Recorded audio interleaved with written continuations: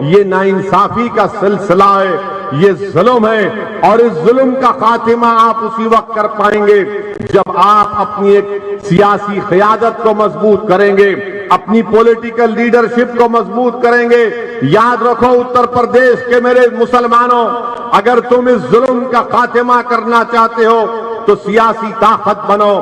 میرے پاس کوئی جادو کی چھڑی نہیں ہے، مگر میں تم سے جو کچھ کہہ رہا ہوں پورے اخلاص کے ساتھ آپ کے سامنے یہ کہہ رہا ہوں کہ اتر پردیش ہو یا بھارت ہو، یہاں پر ہم کو اگر اپنے مسائل کو حل کرنا ہے، جمہوریت اور بھارت کا سنویدھان آپ کو اس بات کی اجازت دیتا ہے کہ آپ اپنے ووٹ سے اپنے کینڈیڈیٹ کو کامیاب کریں۔ اتر پردیش کے مسلمانوں، کیا تم نے نہیں دیکھا کہ کیسے سماجوادی نے یادووں کو متحد کیا اور سماجوادی پارٹی کے باپ اور بیٹے مکھیہ منتری بن گئے؟ اتر پردیش کے مسلمانوں، کیا آپ نے نہیں دیکھا کہ کیسے کانشی رام نے اپنی زندگی کو اپنے دلت سماج کو اٹھانے کے لیے لگا دی؟ آج اس سماج کا ایک نہیں کئی مرتبہ بہن جی اس کی مکھیہ منتری بن گئی اتر پردیش کی۔ اتر پردیش کے مسلمانوں، کیا تم نہیں دیکھ رہے ہو کہ اتر پردیش میں ٹھاکروں کی ایک سیاسی طاقت ہے؟ اتر پردیش کے مسلمانوں، کیا تم یہ نہیں دیکھ رہے ہو کہ برہمن سماج کی ایک سیاسی طاقت اور اہمیت ہے؟ اتر پردیش کے مسلمانوں، کیا تم نہیں دیکھ رہے ہو کہ راجبھر اور بنیوں کی ایک سیاسی طاقت ہے؟ اتر پردیش کے مسلمانوں، بتاؤ کیا کرمیوں کی طاقت نہیں ہے؟ یہ بارہ بنکی کا ضلع ہے، یہاں پر سماجوادی کے ایک بہت بڑے بینی پرساد ورما لیڈر ہوتے تھے۔ کیا بینی پرساد ورما نے اپنی زندگی نہیں لگا دی یہاں پر کرمی سماج کو اٹھانے کی اور ان کی سیاسی طاقت دکھانے کے لیے؟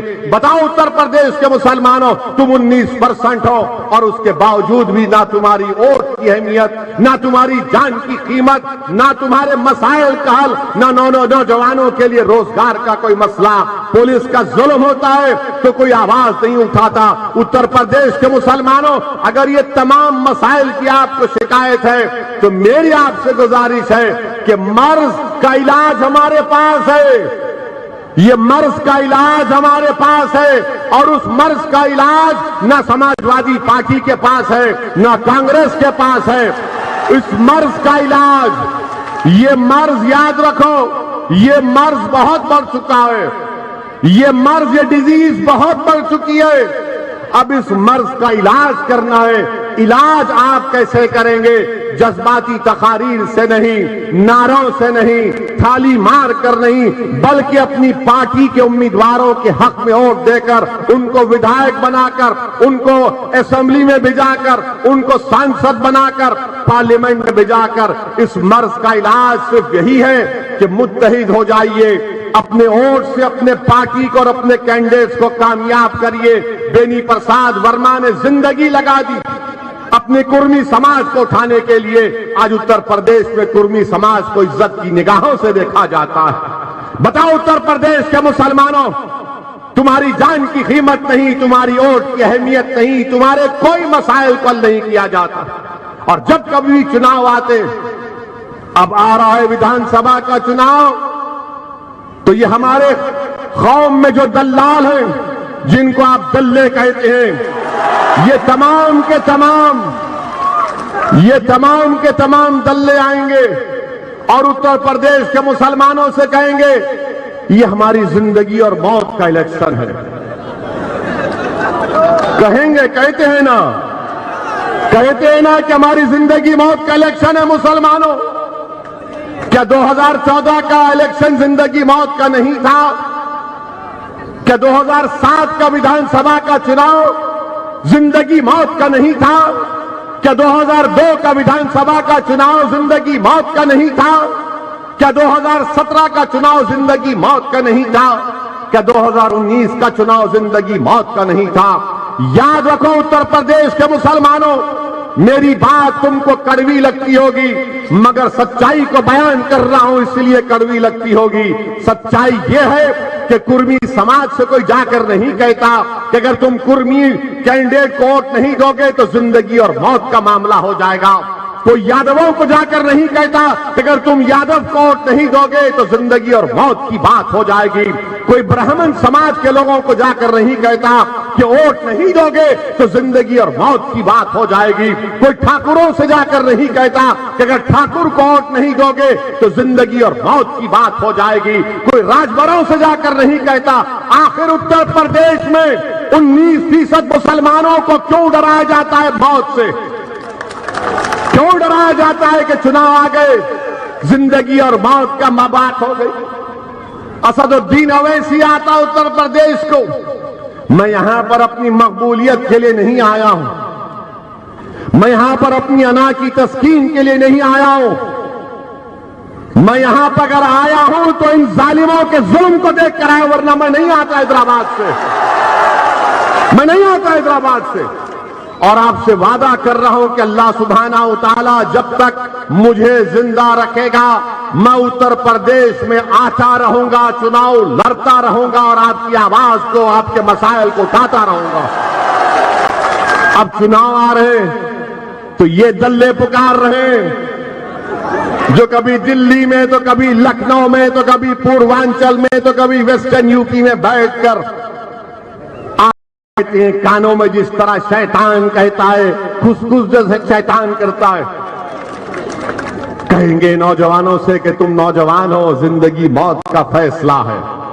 بزرگوں سے کہیں گے زندگی موت کی بات ہے.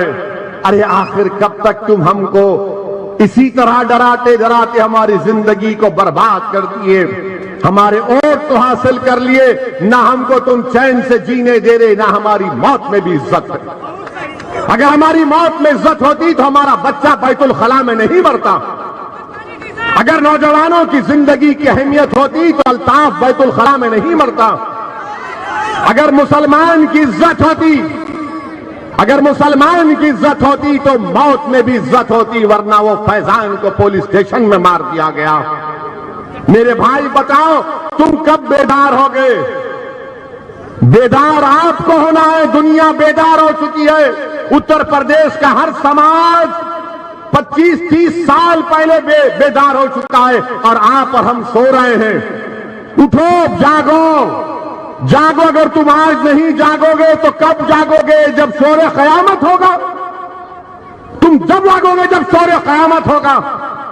آج جاگو, کل کا مستقبل تمہارا ہوگا. یاد رکھو انشاءاللہ تعالی. آپ کو صرف ہمت کرنا ہے, اپنے فیصلوں پر بھروسہ رکھنا ہے اور ڈرنے اور گھبرانے کی ضرورت نہیں ہے. آپ کو جینا اور مرنا تو اللہ کے ہاتھ میں ہے.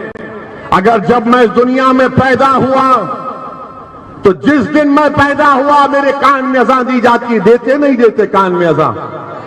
اس کا مطلب کیا ہے؟ اس کا مطلب کیا ہے بتاؤ؟ جب مسلمان پیدا ہوتا ہے چاہے بیٹا یا بیٹی تو پہلے بلایا جاتا ہے کسی ایک بزرگ کو خاندان کے یا نیک آدمی کو کہا جاتا ہے کہ دونوں کان میں اذان دو.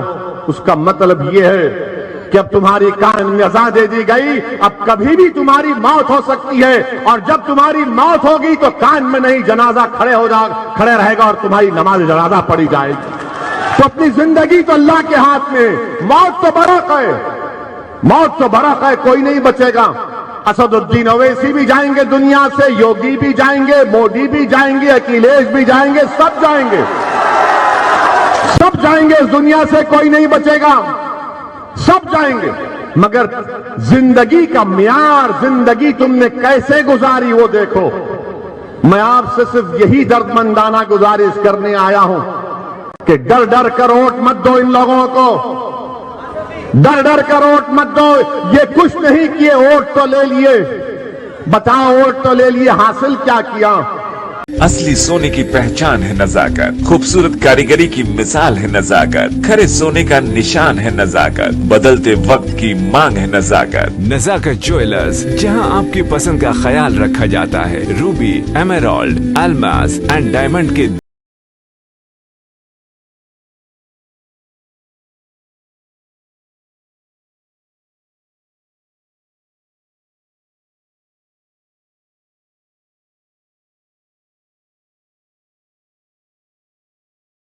न मिले। कारीगरी के असल मायने आपको नजाकत ज्वेलर्स पर तशरीफ लाने पर ही पता चलेगा। नजाकत jewellers, opposite Apple hospital, 7 Tom road, टूली चौकी, हैदराबाद।